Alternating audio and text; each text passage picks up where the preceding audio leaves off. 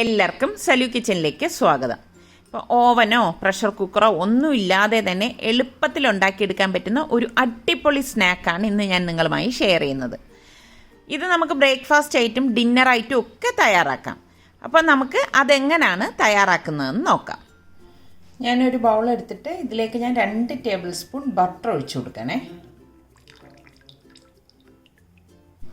ഇതിലേക്ക് ഞാനിവിടെ 1/2 കപ്പ് ചെറു ചൂട് പാലെടുത്തിട്ടുണ്ട്, അതും കൂടി ഒഴിച്ചു കൊടുക്കുകയാണ്. പാല് തിളക്കരുത് കേട്ടോ.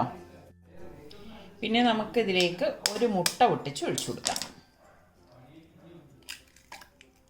അതുപോലെ തന്നെ 1 ടേബിൾ സ്പൂൺ പഞ്ചസാരയും, പിന്നെ ഇതിലേക്ക് ഞാനിവിടെ 1 ടീസ്പൂൺ ഇൻസ്റ്റൻറ്റ് ഈസ്റ്റും കൂടി ഇട്ട് കൊടുക്കുകയാണ്. പാകത്തിനുള്ള ഉപ്പും കൂടി ഇട്ടിട്ട് നമുക്കിതൊന്ന് മിക്സ് ചെയ്ത് കൊടുക്കാം. അപ്പോൾ പാലെടുക്കുമ്പോൾ പ്രത്യേകം ശ്രദ്ധിക്കണം, ഇളം ചൂട് പാല് മാത്രമേ എടുക്കാവൂ. നല്ല ചൂടായി പോരുത്. അങ്ങനെ ചൂടായി പോയി കഴിഞ്ഞാൽ ഈസ്റ്റ് ആക്റ്റീവ് ആവത്തില്ല.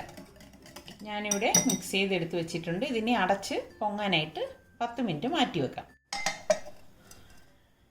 ഈ സമയം കൊണ്ട് ഞാനിവിടെ 3 മുട്ട പുഴുങ്ങാനായിട്ട് വെക്കാണ്. പ്രഷർ കുക്കറിൽ ഇതുപോലെ മുട്ടയിട്ട് പാകത്തിനുള്ള ഉപ്പ് ഇട്ട ശേഷം കുക്കർ മൂടി ഒറ്റ വിസിൽ കേൾക്കുന്നവരെ നമ്മളിത് പുഴുങ്ങിയെടുക്കുകയാണ് ചെയ്യുന്നത്.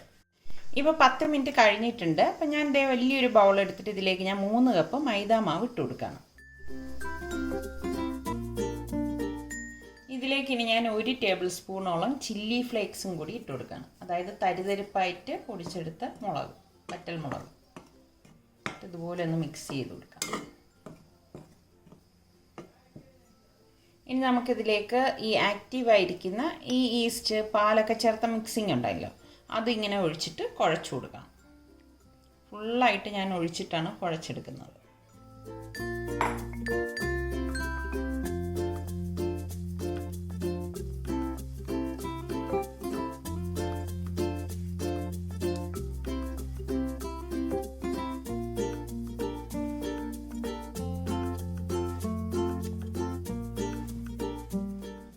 നല്ല ശക്തിക്ക് കുഴച്ചെടുക്കണം കേട്ടോ. കറക്റ്റ് പരുവായിരുന്നു. 250 ml കപ്പിലാണ് ഞാൻ 3 കപ്പ് മൈദാമാവ് എടുത്തത് കേട്ടോ. അപ്പം ഞാൻ ഇതിവിടെ നല്ലതുപോലെ കുഴച്ചെടുത്തിട്ടുണ്ട്. നല്ല സോഫ്റ്റായിട്ട് വന്നിട്ടുണ്ട്. അപ്പം നന്നായിട്ട് നിങ്ങളിത് കുഴച്ചെടുക്കണം, അത് പ്രത്യേകം ശ്രദ്ധിക്കണം. അപ്പം നമുക്കിനി ഇത് അടച്ചിട്ട് 1 മണിക്കൂർ മാറ്റി വെക്കാം. ഈ സമയം കൊണ്ട് നമുക്ക് ഇതിലേക്കുള്ള മസാല തയ്യാറാക്കിയെടുക്കാം.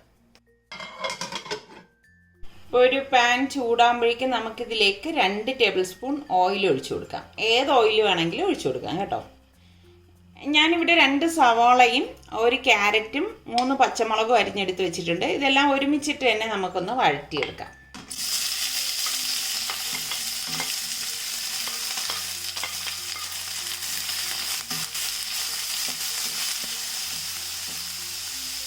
പിന്നെ ഞാനൊരു 8-9 ബീൻസ് ഇതുപോലെ കട്ട് ചെയ്തെടുത്തിട്ടുണ്ട്. അതും കൂടി ഇതിലേക്ക് ഇട്ടിട്ട് ഇളക്കി കൊടുക്കാം.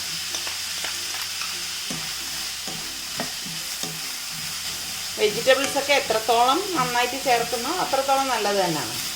പ്രത്യേകിച്ച് കുട്ടികളൊക്കെ കഴിക്കുമ്പോഴേക്കും അവർക്ക് അല്ലാതെ നമ്മൾ വെജിറ്റബിൾസൊക്കെ ഉണ്ടാക്കി കൊടുക്കുമ്പോൾ കഴിക്കാൻ കുറച്ച് ബുദ്ധിമുട്ട് പലരും കാണിക്കത്തില്ലേ. ഇങ്ങനെയൊക്കെ തയ്യാറാക്കി കൊടുക്കുമ്പോൾ അവർക്കും അതിഷ്ടമാവും. കുറച്ചുകൂടി ഒന്ന് വഴണ്ട് വരട്ടെ കേട്ടോ. നമുക്കിനി ഇതിലേക്ക് പൊടികൾ ചേർത്ത് കൊടുക്കാം. ഇതിലേക്ക് ഞാൻ 1 ടീസ്പൂൺ മഞ്ഞൾപ്പൊടി, 2 ടീസ്പൂൺ മല്ലിപ്പൊടി, 1 ടീസ്പൂൺ ഗരം മസാലപ്പൊടി. ഈ ഗരം മസാലപ്പൊടി വീട്ടിൽ തന്നെ പൊടിച്ചെടുത്ത മസാല തന്നെ കേട്ടോ. ഇതിലേക്ക് ഞാൻ 1.5 ടീസ്പൂൺ കാശ്മീരി ചില്ലി പൗഡറും പാകത്തിനുള്ള ഉപ്പും കൂടി ഇട്ടിട്ട് ഇളക്കി കൊടുക്കണം.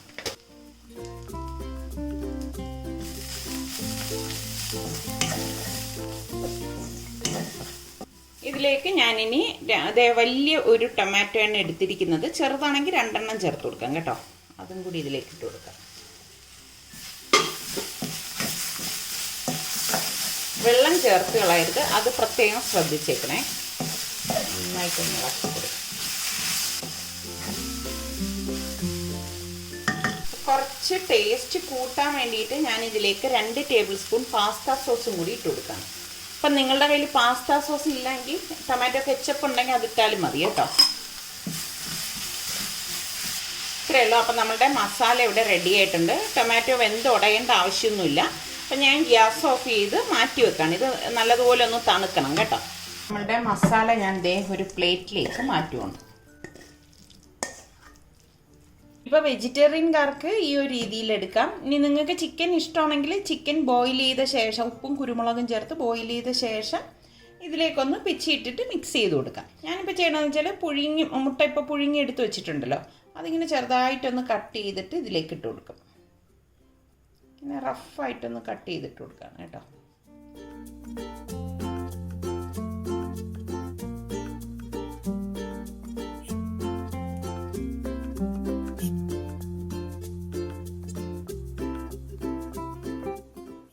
നമുക്കിതൊന്ന് മിക്സ് ചെയ്ത് കൊടുക്കാം. അപ്പോൾ നമ്മളുടെ ഫില്ലിംഗ് ഇവിടെ റെഡി ആയിട്ടുണ്ട്. ഇനി നമുക്കിത് എങ്ങനെയാണ് തയ്യാറാക്കുന്നതെന്ന് നോക്കാം. അപ്പോൾ ദേ നമ്മൾ മാവ് കുഴച്ചെടുത്തത് ഇപ്പോൾ 1 മണിക്കൂർ കഴിഞ്ഞിട്ടുണ്ട്.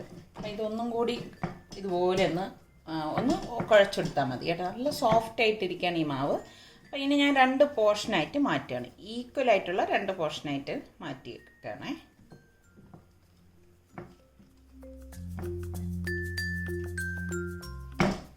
ഇപ്പം ഞാൻ ഇതേ കണ്ടോ ഒരു ബേക്ക് ചെയ്യുന്ന ട്രേ എടുത്തിട്ടുണ്ട്. ഇതിലേക്ക് കുറച്ച് ബട്ടർ ഒന്ന് തേച്ച് കൊടുക്കാം.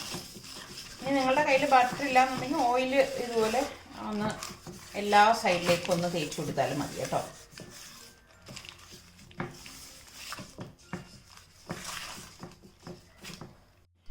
അപ്പോൾ ഇതൊന്ന് മാറ്റി വെക്കാം.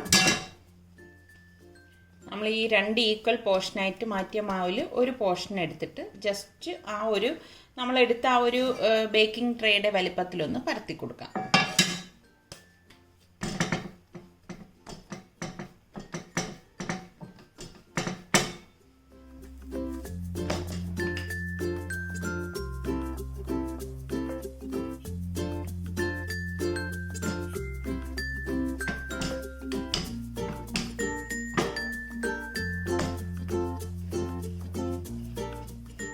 അപ്പോൾ ഇനി ഇത് നമുക്ക് ഈ ട്രേയിലേക്ക് വെച്ച് കൊടുക്കാം. കണ്ടോ സോഫ്റ്റായിട്ടാണ് വന്നിരിക്കുന്നത്.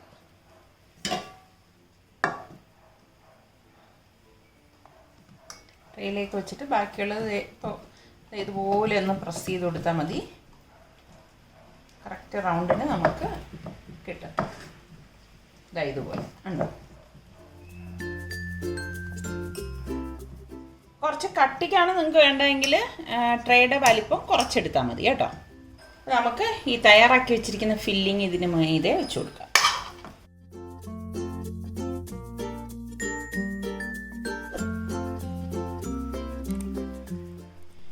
ഇപ്പോൾ ഞാൻ രണ്ടാമത്തതും ഇതുപോലെ പരത്തി എടുത്തിട്ടുണ്ട്. അപ്പോൾ നമുക്ക് ഈ തയ്യാറാക്കി വെച്ചിരിക്കുന്ന ഇതിന് മുകളിലേക്ക് ഈ രണ്ടാമത്തെ പരത്തി എടുത്ത് വെച്ചിരിക്കുന്ന മാവ് വെച്ച് കൊടുക്കാം.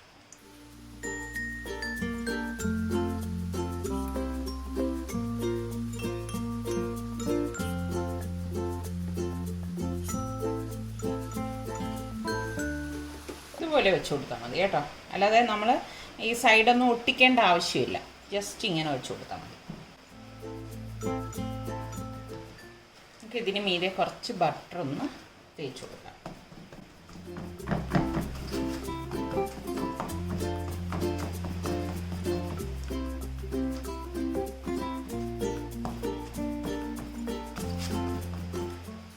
ഇതുപോലെ ഒന്ന് വരഞ്ഞു കൊടുക്കാം.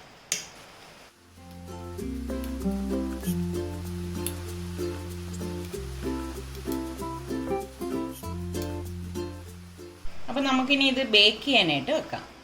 ബേക്ക് ചെയ്യാൻ വേണ്ടി നമുക്ക് ആദ്യം തന്നെ പാത്രം പ്രീഹീറ്റ് ചെയ്യണം. അപ്പോൾ ഞാൻ ഈ പാത്രം പ്രീഹീറ്റ് ചെയ്യാൻ, അതായത് ഗ്യാസ് ഓൺ ചെയ്ത് ഇപ്പോൾ ഒരു 5 മിനിറ്റ് ആയിട്ടുണ്ട്. ഇനി നമുക്ക് ഇത് അടപ്പ് മാറ്റിയിട്ട് ഈ ട്രേ ഉള്ളിലേക്ക് വെച്ച് കൊടുക്കാം. അപ്പോൾ ഇതിൻ്റെ അടിയിൽ ഞാൻ കണ്ടോ റിങ് വെച്ചിട്ടുണ്ട്. ഡയറക്റ്റ് ആ പാത്രത്തിലേക്കല്ല വെച്ച് കൊടുക്കുന്നത്, ഇതുപോലെ ഒരു റിങ് വെച്ചിട്ടാണ് വെച്ച് കൊടുക്കുന്നത്. അങ്ങനെ മാത്രമേ ചെയ്യാവൂ, അല്ലെങ്കിൽ എന്തെന്ന് വെച്ചാൽ കരിഞ്ഞു പോകും. ബേക്ക് ചെയ്യേണ്ട ട്രേ ഇതുപോലെ വെച്ച് കൊടുക്കാം. നല്ല ടൈറ്റായിട്ടുള്ള അടപ്പുകൊണ്ട് വേണം ഇത് മൂടാൻ. മൂടിയ ശേഷം നമുക്കിനി ഒരു 20-25 മിനിറ്റ് മീഡിയം ഫ്ലെയിമിൽ വെച്ചിട്ട് വേണം റെഡിയാക്കി എടുക്കാൻ. ഇതിപ്പോൾ നമ്മൾ വെച്ചിട്ട് ഒരു 20 മിനിറ്റ് കഴിഞ്ഞിട്ടുണ്ട്. അപ്പം ഞാനിതിൻ്റെ അടപ്പൊന്ന് മാറ്റിയാണ്. കണ്ടോ, ഇവിടെ റെഡിയായി വരുന്നുണ്ട്. അപ്പോൾ ഈ സമയത്ത് നമുക്ക് കുറച്ച് പാസ്ത സോസ് ഇതിൻ്റെ മുകളിലൊന്ന് ബ്രഷ് ചെയ്ത് കൊടുക്കാം. അപ്പോൾ ഇതുപോലെ ലാസ്റ്റ് ടൈമിലെ നമ്മളിതൊന്ന് ബ്രഷ് ചെയ്ത് കൊടുക്കാവൂ കേട്ടോ. കഴിക്കുമ്പോൾ നല്ല ഒരു ടേസ്റ്റ് ആയിരിക്കും. ഇനി ഇതിന് മീതെ ഞാൻ കുറച്ച് വെള്ള എള്ള് ഇങ്ങനെ ഒന്ന് സ്പ്രിങ്കിൾ ചെയ്ത് കൊടുക്കുകയാണ് കേട്ടോ. അപ്പോൾ വീണ്ടും നമുക്കൊരു 5 മിനിറ്റ് ഇത് അടച്ച് വെച്ചിട്ട് റെഡിയാക്കി എടുക്കാം. അപ്പോൾ വീണ്ടും ഒരു 5 മിനിറ്റ് കഴിഞ്ഞിട്ടുണ്ട്. അപ്പോൾ നമുക്കിനി ഇത് പുറത്തേക്ക് എടുക്കാം. വാവ്, അടിപൊളിയായിട്ട് വന്നിട്ടുണ്ട്.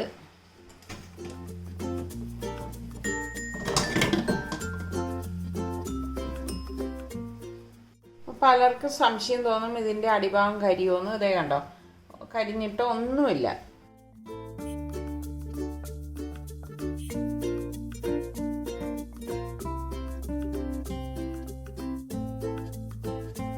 കണ്ടോ,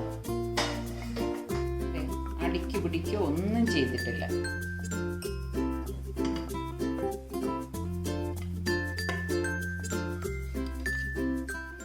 അപ്പോൾ അതാ ഇതിൻ്റെ അടിഭാഗം ഞാനൊന്ന് കാണിച്ചു തരാം. ഇതാ കണ്ടോ, കരിയോ ഒന്നും ചെയ്തിട്ടില്ല. നല്ല ചൂടായതുകൊണ്ടാണ് എനിക്ക് ഇത്രേ കാണിക്കാൻ പറ്റുന്നുള്ളൂ കേട്ടോ.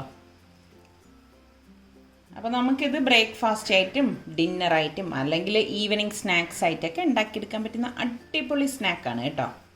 വളരെ പെട്ടെന്ന് തന്നെ എല്ലാവർക്കും ഉണ്ടാക്കിയെടുക്കാൻ പറ്റുന്ന ഒരു അടിപൊളി സ്നാക്കാണിത്. അപ്പോൾ ട്രൈ ചെയ്യാത്തവർ ട്രൈ ചെയ്ത് നോക്കിയിട്ട് ഫീഡ്ബാക്ക് തരണേ. അതുപോലെ തന്നെ നമ്മളുടെ സലു കിച്ചൻ ഇനിയും സബ്സ്ക്രൈബ് ചെയ്യാത്ത ആരെങ്കിലും ഉണ്ടെങ്കിൽ സബ്സ്ക്രൈബ് ചെയ്യാനും ബെല്ലൈക്കൺ ഒന്ന് പ്രസ് ചെയ്യാനും മറന്നു വരുതേ. അടുത്തിനി നമുക്ക് നല്ല റെസിപ്പിയോ വ്ളോഗോ ആയിട്ടൊക്കെ വരുന്നത് വരെ എല്ലാവർക്കും ബൈ. ഇതുപോലെയാണ് ഇതിൻ്റെ ഉൾഭാഗം ഇരിക്കുന്നത്. കുട്ടികൾക്കൊക്കെ എന്തായാലും ഇഷ്ടപ്പെടും.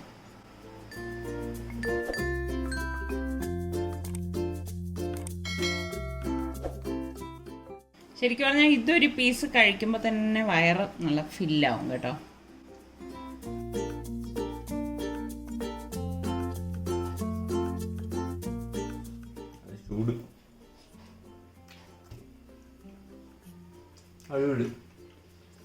ഇത് വെജിറ്റേറിയൻ റെസിപ്പിയാണോ?